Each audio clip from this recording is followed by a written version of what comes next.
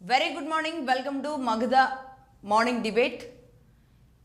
మనం చూస్తున్నాం ఈరోజు శనివారం తిరుమల వెంకటేశ్వర స్వామి దగ్గర ఎలా పోటెత్తుతారు.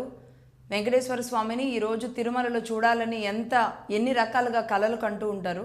అలాగే అక్కడి వరకు వెళ్ళలేని వాళ్ళు, ఎక్కడున్న వాళ్ళైనా సరే శనివారం అనేది ఎంత ప్రాధాన్యంగా హిందువుల కుటుంబాల్లో భాగమైపోయింది. స్వామివారికి ఎక్కడెక్కడున్నా సరే ఆ భక్తులు ఎలా ఉంటారో అందరికీ తెలిసిందే. ఈ నేపథ్యంలో సరిగ్గా ఒక 15 నెలల క్రితం స్వామివారికి ప్రసాదంగా పెట్టే లడ్డూలో స్వామివారి లడ్డూని ప్రసాదంగా ఇంటికి ఒక బంగారంగా స్వామిని తెచ్చుకున్నట్టుగా తెచ్చుకునే లడ్డూలో పెద్ద కల్తీ జరిగింది. అది ఒక కుట్ర జరిగింది.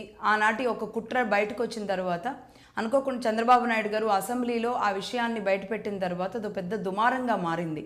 అది కాస్త ఆ వాస్తవాలు వెలికి తీయడానికి సిట్, ఆ తర్వాత సిబిఐకి అప్పగించడం, ఇలా 15 నెలల పాటు కొనసాగిన విచారణలో భాగంగా సరిగ్గా 15 నెలల విచారణ, ఆ తర్వాత 12 రాష్ట్రాల్లో దీనికి సంబంధించి ఎవరెవరున్నారు, ఎక్కడెక్కడున్నారు, ఏ కంపెనీలు సప్లై చేస్తున్నాయి అన్న కోణాల్లో అన్ని రకాలుగా దీన్ని తీసుకున్న తర్వాత సిబిఐ ఒక రిపోర్ట్ ప్రభుత్వానికి ఇచ్చిన పరిస్థితి ఉంది. ఛార్జ్షీట్ కూడా చేసింది. అందులో దాదాపుగా 24 మంది పేర్లు అందులో ఉన్నాయి. మరొక 12 మంది కూడా యాడ్ చేసే అవకాశాలు ఉన్నాయి. వారు కూడా ప్రధాన ముద్దాయిలుగా ఉన్నట్టుగా తెలుస్తుంది. ఛార్జ్షీట్లోకి వచ్చారు అంటే వారందరూ కూడా అందులో భాగమే. అందులో తేల్చింది ఏంటి అంటే ఇది ఫ్యాటీ అనాలిసిస్, ఒక కెమికల్స్తో కలిసి ఉంది.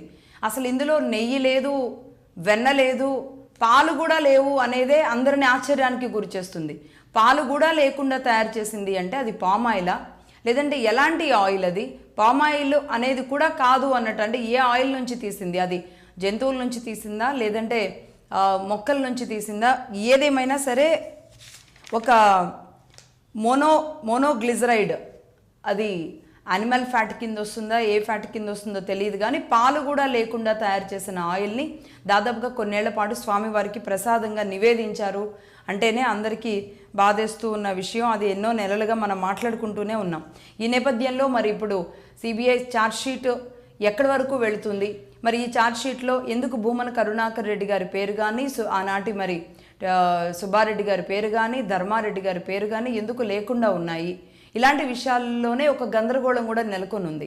మరి ఇటు కూటమి ప్రభుత్వం దీనిని ఎలా చూస్తుంది?